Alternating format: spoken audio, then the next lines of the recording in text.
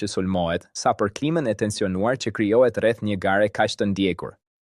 Ato janë reagime emocionale, ndonjëherë të nxituara, që tregojnë sa shumë pasion dhe përfshirje ka publiku në këtë spektakël. Megjithatë, në gjithë këtë zhurmë, figura e Selinës qëndron ndryshe.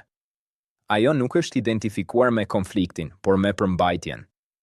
Nuk është bërë i njohur për debatet e ashpra, por për mënyrën se si ka ditur të ruajë qetësinë dhe respektin.